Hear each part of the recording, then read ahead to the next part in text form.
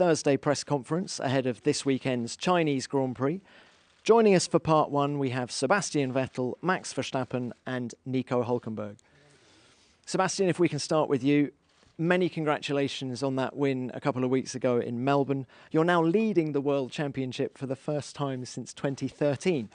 Just describe what that win meant to you and the reception you got when you went back to Maranello.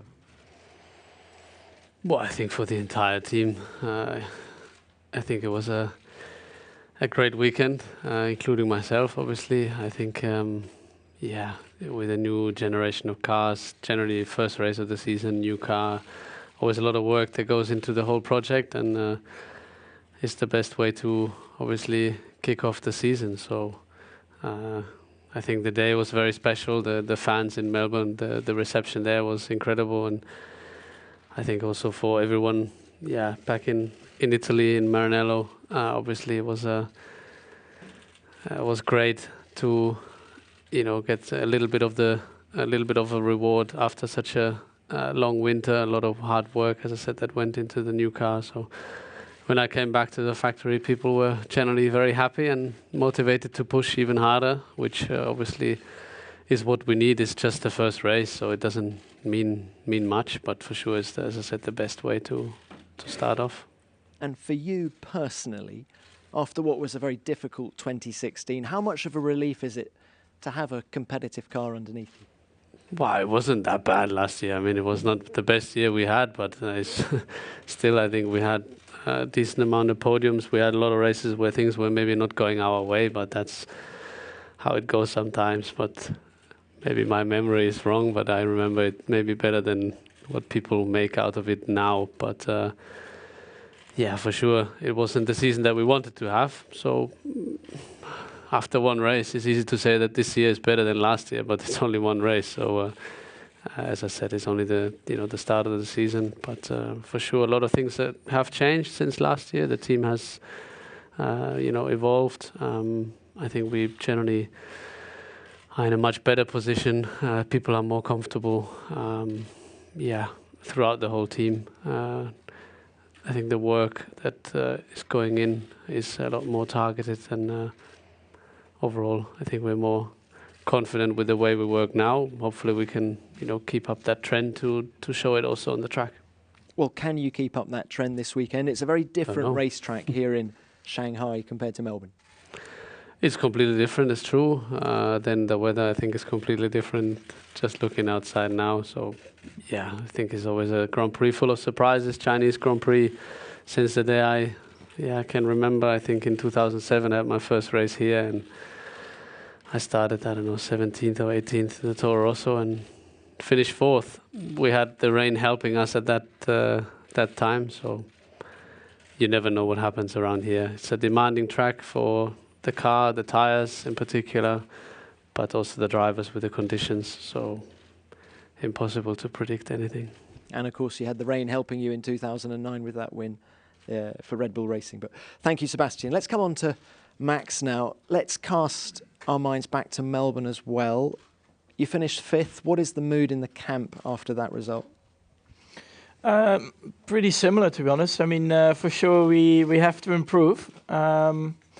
But that's how it is at the moment. We were definitely working hard to get new parts to the car as soon as we can, and try to just get the pace up a bit and be closer to the top 2 teams. Because behind us is, at the moment, I think quite a big gap, as you could see. I think I could have done 2 pit stops in Melbourne and still had the same position. So we'll see on a normal racetrack here in Shanghai.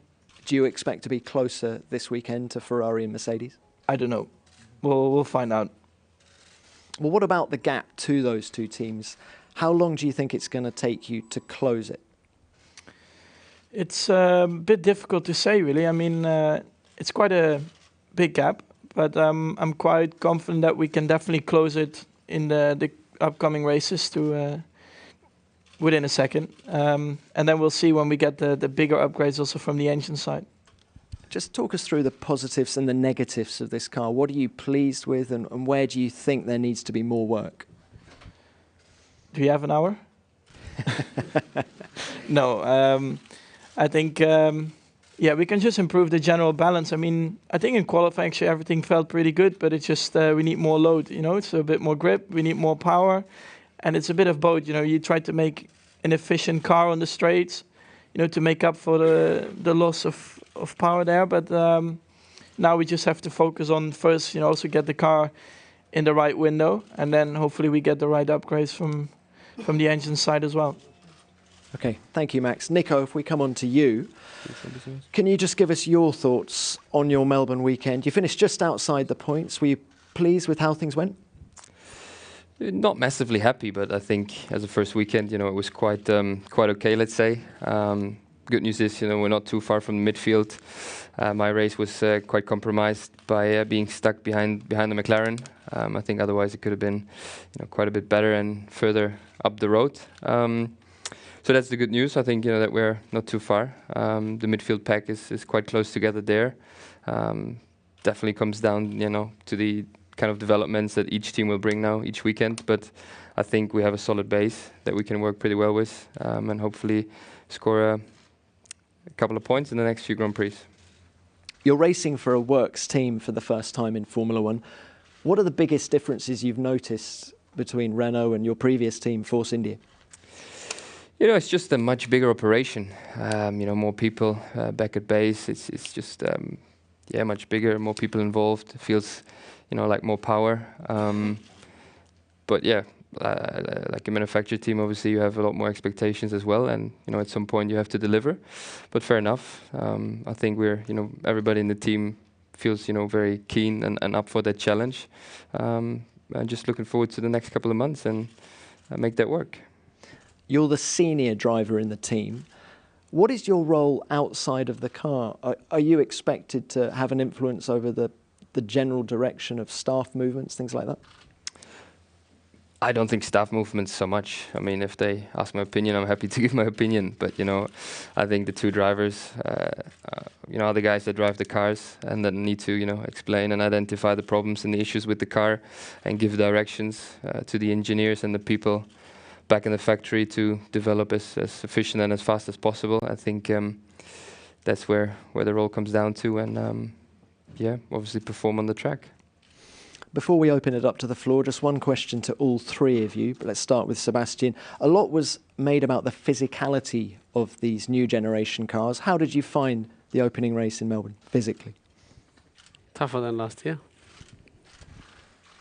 Can you elaborate any more on that? Just well, where we're was going it faster, tougher? but for sure, I mean, if you look compared to maybe, I don't know, 10 years ago, you mustn't forget that we have a lot more fuel in the car.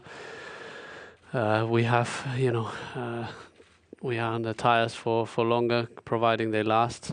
And in general, the cars are heavier, but for sure, if you talk about load and high-speed corners, I think they're the fastest cars we've ever had. I think for more or less all of us. The step from last year has been quite big. So Melbourne, I think, historically hasn't been the most physical track. So I'm sure there will be tracks that will be more physical, but it's been tougher than last year. Thank you. Max, do you have anything to add about the physicality of the cars? Well, I mean, Sebastian is traveling a second a lap faster every lap, so for sure it's a bit more physical. But it was actually all right. I mean, I trained quite a bit more in the off-season period, and for me it felt pretty similar to last year, but probably it's also, I mean, I'm still getting older and stronger just by myself, so it was all right. I mean, I didn't have a drink bottle as well, so it was all good. And Nico, anything to add? Yeah, I think the first couple of Grand Prix now, not the most physical, but ask us again after Singapore. I'm sure you'll see a few drivers pretty knackered after that. Great, thank you guys. Let's open this up to the floor now.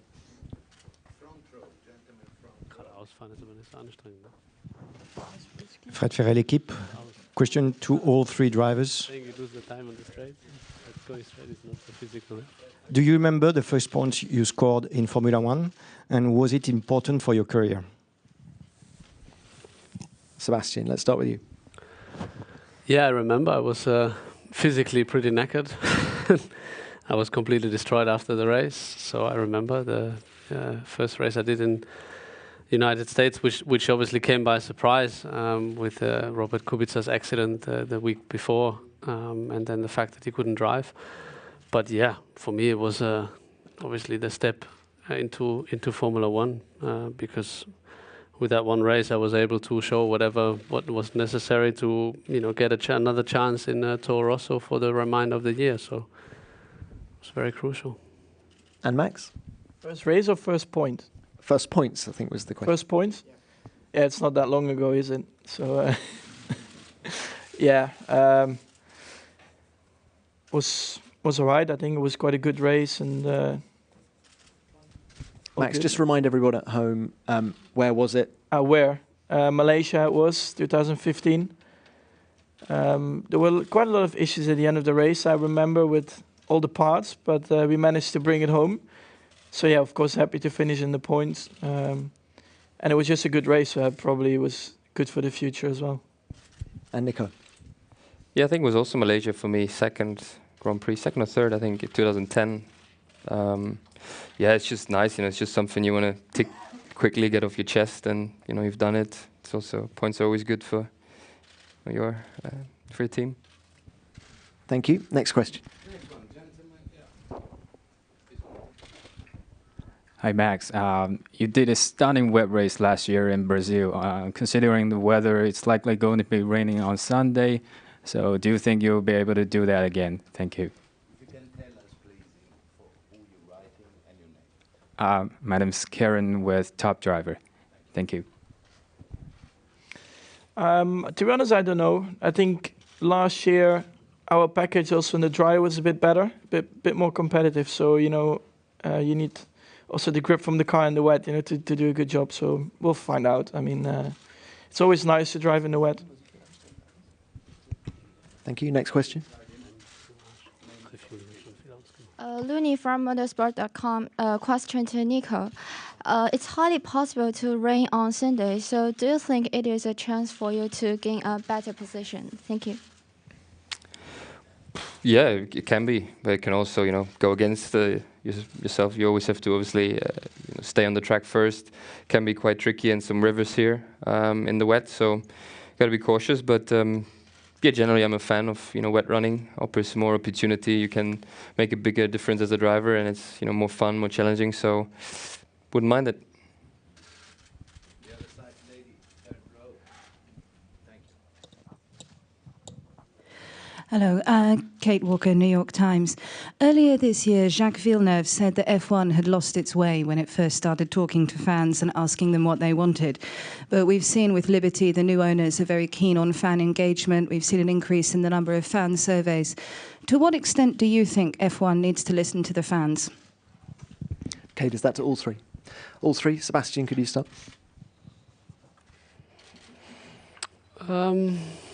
It's a difficult one. I'm maybe very old school on many things, and for some, I think that some things we shouldn't change, even if maybe the way people look at it for now, after one race or a couple of races, they would like to see a change, but I think it's wrong to change too much. I think it's actually quite important to keep a certain framework consistent throughout whatever time. So I think every now and then it's important to listen to people, but I think the service is always difficult to really get a very, very clear picture. I think too much change equally is wrong as well.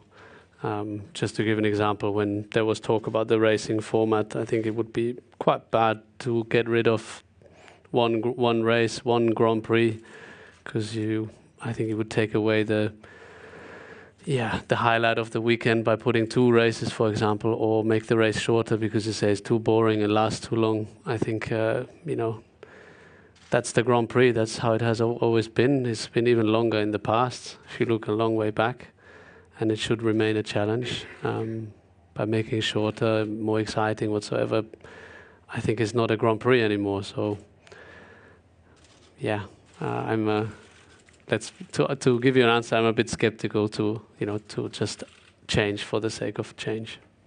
Nico, how about you and Formula One's relationship with the fans? Yeah, I think it's definitely good and important, to listen what they have to say and what they feel and how they see our sport from the outside. I think it's definitely, good to have that. I think not everything that fans maybe wish for is realistic and possible. I think it's important to find the right balance there. Obviously, we all want to race hard. It must be a good show and entertaining. So like I said, I think the balance must be right. Max, anything to add? To be honest, I think it's always good to get different opinions. So it's a good thing to also listen to fans, of course. But I think one thing I miss a bit is, of course, the engine noise. I think when you were a little kid, you were standing next to the track. It was something, even when they were not going 350, but going 310 or 320, it was still something magical, when they passed a Formula 1 car. And now, actually, we are going really quick. But on the straight, sometimes it doesn't look as quick as a few years ago when you still had the engine noise. So that makes a big impression, I think, to the fans as well. And I think also there needs to be a bit more action in terms of overtaking. As soon as you get that back into it, it doesn't matter how fast the cars are around the lap. I think the engine noise takes over a lot more than having a car which is like 3 seconds faster compared to last year. Thank you. Next question.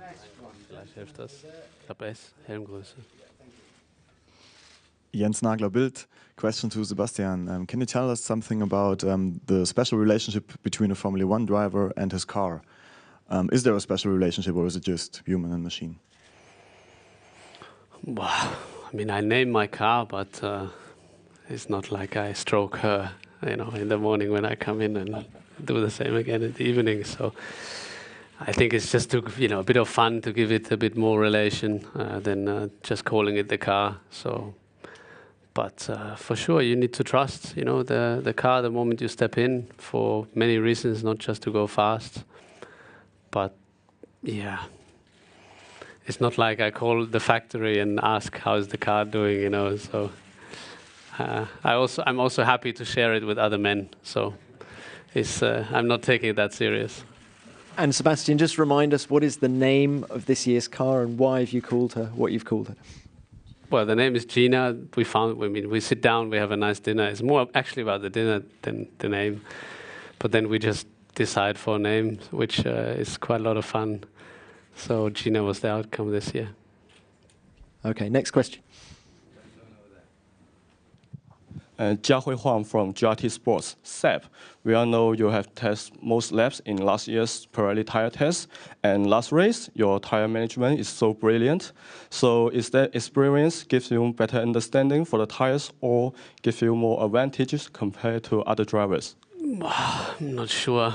I think maybe the right answer is no, but the reason why generally I'm happy to do it is because I love driving. So, when there's an opportunity to test, even though sometimes testing can be a bit dull and boring, but still you're driving the car. It's much better than, sitting on the bike for a couple of hours or whatever, train to be fit enough to drive the car. I think generally track time is limited, so every opportunity you get, I can't understand. That's personal, but I can't understand why you would reject it. But as I said, I'm happy to drive the car, and I think there's always something you learn. So for sure, the days I covered or the days I did last year with Pirelli to help them give feedback for the tires, etc. For sure, they also helped me.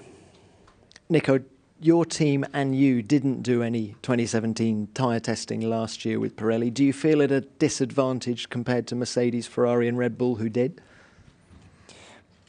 I'm not sure, to be honest, because obviously it was these mule cars, which were not, fully representative, and the tires were also not, I believe, the exact spec that we have now. But on the other side, there's always something that you learn and pick up, and can use for your advantage. But that's in the past; it's history. Okay, thank you. Next question. Daniele Sparisci, Corriere della Sera. Question to Sebastian. You scored your 4th victory with Ferrari. Was it something different from the previous 3 in 2015? And here in China, do you expect a strong reaction from Mercedes? Well, I think Mercedes has to be still the favorite. Obviously, we had a very, very strong first race, but I think the way, at least the way we look at it inside the team is we really go race by race. We know that we have a good package. which puts us in a strong place. But you know, there's a lot of things that we need to. And don't stop too early. Otherwise, I'll be driving there. You know, don't stop too early. Yeah, exactly. Yeah, we know that there's a lot of things that we need to do to, you know, keep up with them and keep, you know, the position that we are in now to fight for good races. The first question you had was how did the victory in Melbourne compare to the three? Different. Well, it was the first race of the year, so I think also, you know, with the year last year that was difficult, wasn't a disaster in my point of view, but was difficult for all the team. I think it was, you know, nice to, and that's also what everyone felt. You know, it's a lot of hours going in, and I think a lot of the people inside the team, you know, they invested so much time. So for sure, here and there in Australia, the people were maybe not as fresh as they can be because they invested so much time and spent so much nights working on the car, preparing the car, as well as in the factory. So I think it was a generally nice feeling to, get something back. You know, for sure the victory is always the best medicine to everyone. So it was good. We've done that, and now we move on. Thank you. Next question.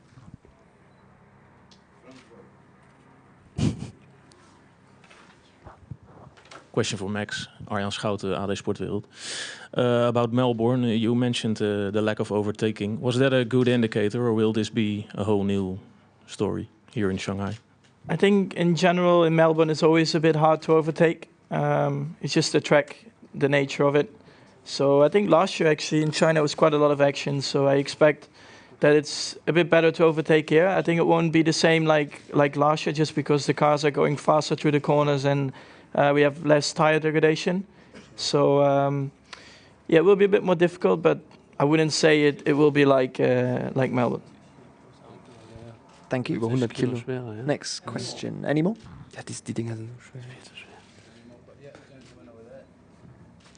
Max, did you get the beer from Sebastian? No, but it's all right. No water. I heard you're too young to drink beer. I'm not satisfied with water. Okay. Any more questions? No. Okay. Thanks. As you know now. Okay. Thank you, gentlemen. And part 2 of the press conference will take place very shortly.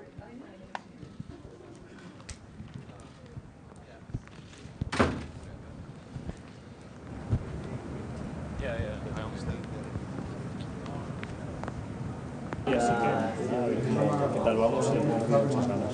Pero estáis coincidiendo todos los pilotos, ¿no? Parecido que esto a Barcelona, tenéis con la ventaja, entre comillas, digo, de haber hecho ahí los test con las condiciones que eran estas. Eso puede animar a pensar resultados parecidos a lo que se dieron al final de los test. Sí, bueno, ya sabes que en los test es muy difícil sacar conclusiones. Ojalá que sí, porque al final los test en Barcelona acabamos bastante contentos con el balance del coche. Y nada, a partir de ahora trabajar bien mañana, el viernes, porque no se para el tiempo. Parece que vamos a conseguir bien estable durante toda la semana.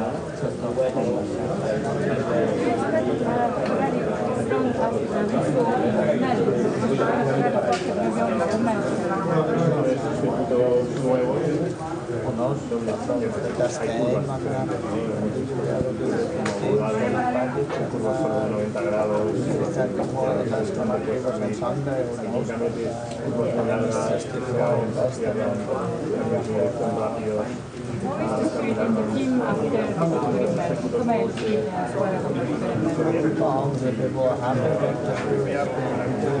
Last year,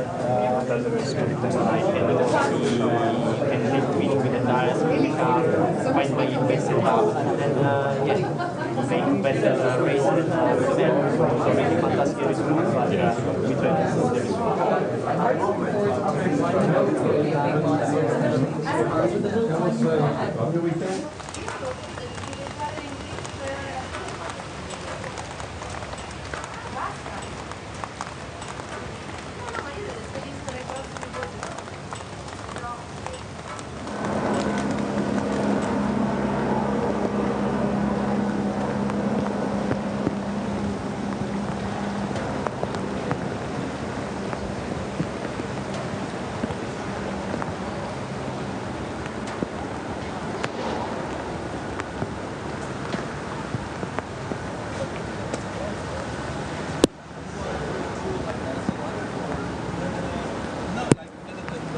Abu Dhabi.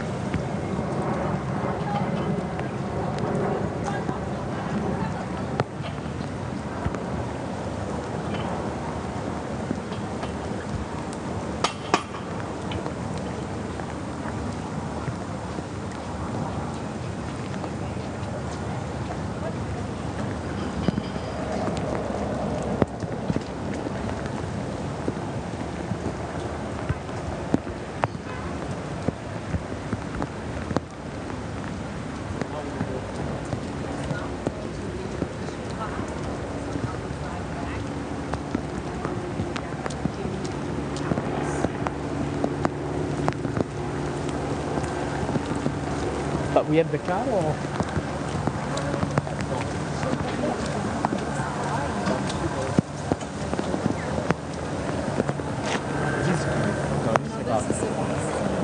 Maybe you can walk, yeah? Do you want to walk? Okay. But Kim is in front of us. Yeah, but he told me that Ah, yeah.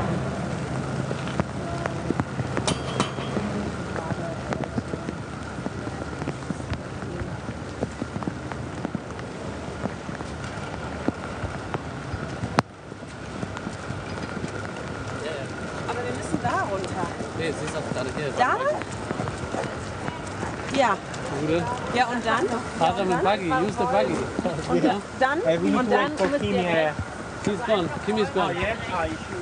Ah, okay, da kommt er. Where do we have to go? 21. 21. Yes. Also... That way, as far as you can, turn right. Okay. Aber dieser geht auch. Ciao. Oh, oh. Okay.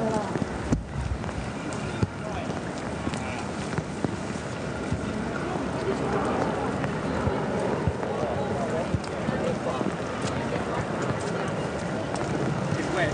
Okay. It's not so bad, but if you walk fast. Okay.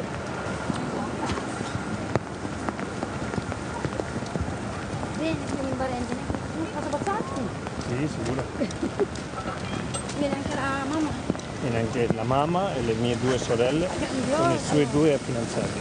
Sono fidanzati tutti e due? Sì. Oh, chissà che dramma per i Quindi è tuoi. un po' di Easter Holidays per loro. Sì, che bello.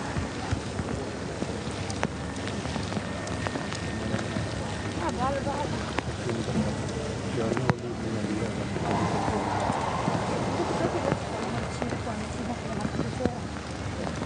Vado, no?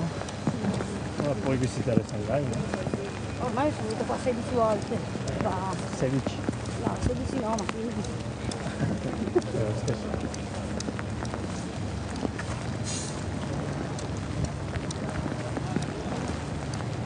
Dai, non è così brutto. Il problema è questo tempo.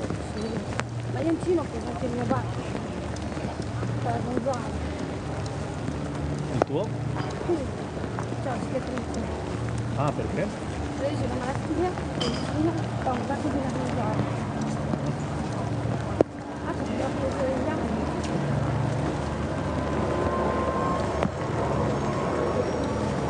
Perché poi ti anche non mangiare, poi si beccano con le gambe.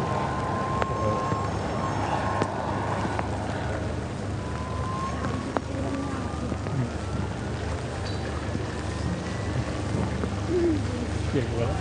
La voy a poner bien. Ahora, a ver. Allá.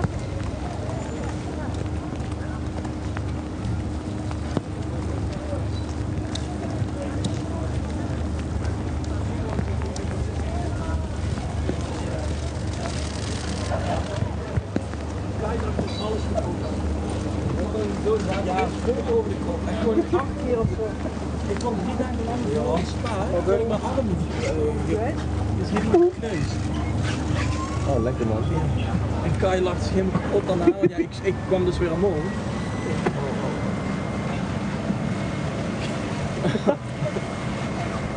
Lekker aan knallen.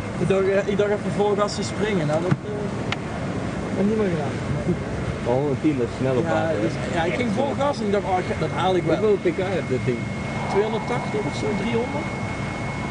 Het is een 3-zitter. Ja, 2 3-zitter. Dat is een groot ding.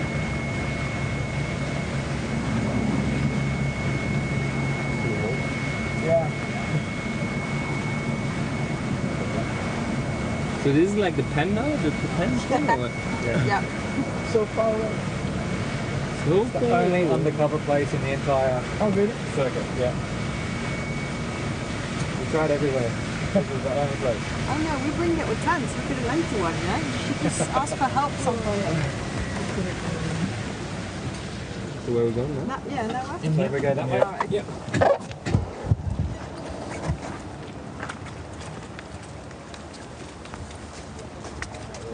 Lekker man. Sexy Maxi. Lekker strak. En we houden toch wel strak. Ja, ik hou van strak. Maar niet met de broek.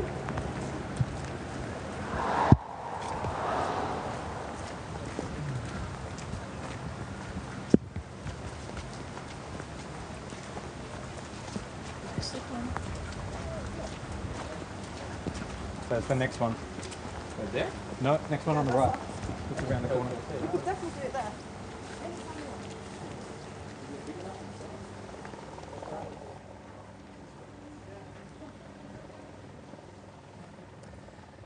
Welcome to the second half of our press conference, Thursday press conference ahead of the Chinese Grand Prix. Joining us for this section, we have Kimi Räikkönen, Carlos Sainz and Antonio Giovinazzi.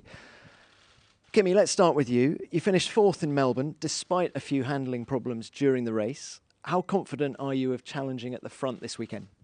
Well, I mean, I think we learn a lot. We understand quite a bit, and kind of everything came a bit late. And obviously, then we don't get the very good result. I mean, it was, if I compare the last few years, was still, far from disaster. So yes, we had some difficulties, and we know that we could have afterwards be much faster. But we still, as a team, did a pretty solid job, and yeah, I mean, we got some points, and new place, new circuit. So let's see. Sebastian said a moment ago that he thinks Mercedes are still favourites coming into this weekend. Is that how you see it, or will the rain mix things up more? I don't know who will be best and not. I mean, we haven't driven a single lap with the new cars here, so who knows? I think we have had pretty good package and feeling with the car, whichever place we've been. And but it's pointless to start guessing who's going to be front, who's not. We will see over the weekend, and Sunday we are all a little bit more smarter. So.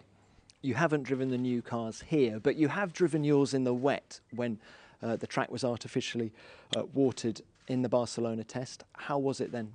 Yeah, it wasn't like proper wet. It's always very hard for to make the same conditions if it's raining like it is now outside, or just dumping water on the circuit. So it's a bit tricky to get the best idea. Plus, we have different tires here for the wet, so it's a bit unknown. But it's the same for everybody. And usually, if the car is good on dry, it's not too bad in the wet either. So there's.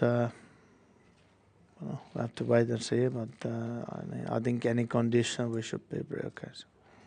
Thank you, Kimi. Let's move on to Antonio. Congratulations on a tremendous first Grand Prix in Melbourne a couple of weeks ago. How do you reflect on it now? Yeah, thank you. It was a special weekend. It was my first F1 Grand Prix. Dream came true. Since I was a kid, the dream was to arrive in F1, and to drive there was a fantastic experience, fantastic weekend. It was a quite late call on Saturday morning, but I really enjoy everything I did from FP3 to quali to race. So I will never forget. And of course, to be here now already, start from FP1 will be a lot more easy, and also to have already experience from Melbourne. will make everything a lot more easy. But will be different race weekend. Weather look also difficult, so will be maybe wet, and to have also some experience in a wet condition will be good. So what I can do is to do my best, and I hope the result can be good like Melbourne. What's your deal with the Sauber team? How many races are you going to do for them? I'm the third driver of Ferrari. Now we just think race by race. So I had a call here on Tuesday, and I'm here to race with Sauber. But already from next week I will be back in red with the Scuderia Ferrari. But then we will see in the future. So no news on Bahrain yet? Not yet. And physically, how tough was the Australian Grand Prix for you? Of course, I keep training in the winter, so I arrived there quite prepared. To be honest, yeah, maybe in the end of the race was not easy, but expecting the more difficult. But yeah, here I think will be a little bit tough because the track have a lot longer corner, so for the neck will be no easy. But I still training last week, so I hope can be okay also here. Thank you, Antonio. Thank you. Carlos, coming on to you. A good result for Toro Rosso in Melbourne, both cars in the points, yourself 8th. How confident are you of maintaining that form going forward? Yeah, I think it was a really good weekend for the team after a very tough winter. I think we were the team to do only more laps than McLaren, so it was an extremely tough winter in Barcelona for us, and to turn up to the first race and put both cars in the points and in Q3 was a success, definitely. So it just shows the car has a lot of potential and that we can only get better from here. And yeah, Shanghai will be a bit tougher because it has a bit of a longer straight than Melbourne, but I think we can be happy with the first race and we can start from there. Can you give us your thoughts on the current Renault engine and how it compares to the 2-year-old Ferrari that the team used last year? Well, for me, it feels great because last year was very painful. No, the second half of the season, we were something like 15 to 16, 17 kph down on the straight compared to our direct competitors.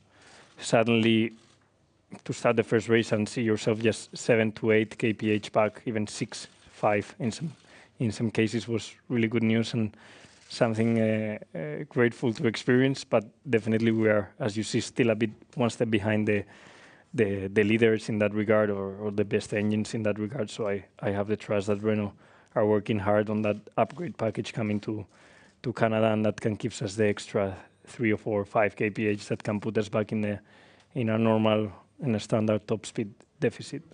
Thank you, Carlos. Kimi, just coming back to you, a lot has been made of the physicality of this new breed of Formula One car. How does it compare to the cars that you drove in the mid-noughties, 2005, 2004? Are they more physical than back then? Well, obviously it's very hard to compare. First of all, it's a long time ago.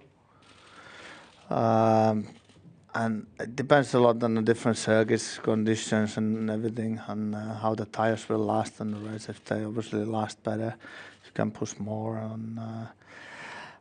But I think it's the key point is that when we do more running, more racing, you get used to it, and it's not a big deal. Probably on the start of the year when you do the first test, it's a bit a surprise, but that's how it's usually always after the winter. And at least in Melbourne, it wasn't, it didn't feel any different. But it's amazing how quickly you get used to all the things, and it feels absolutely normal. So I'm sure some races will be more harder than last year, but that's how it is. Thank you, Kimi. Well, let's open the press conference up to the floor. Please remember to give your name and publication. Fred Ferrer, L'Équipe. Question to Antonio Giovinazzi. Do you think if you score 1 point this weekend, it would change your career? It's a good question. Of course, we will change, but it will be important for me, for my mind. Of course, the result also we had in Melbourne, P12 was a good result. And to improve, I think the result from Melbourne is to score a point. Will be difficult, but will try my best and score a point. Thank you. Next question. Name and publication, please. My name is Kieran with Top Driver. Question for Antonio. How would you describe your driving style? Thank you. My driving style? I don't know. I'm quite calm, I think. It's normal driving style. And my strong part, I think, GP2 was the race to save the tires. So in Melbourne, I had not much to experience. I had not much experience, so maybe I was too slow in the beginning of the run. But of course, here I will improve. To have already FP1, FP2 will be good to see how is the degradation, to have feeling with the car. So I hope I can do better job in the race here. Thank you. Next question.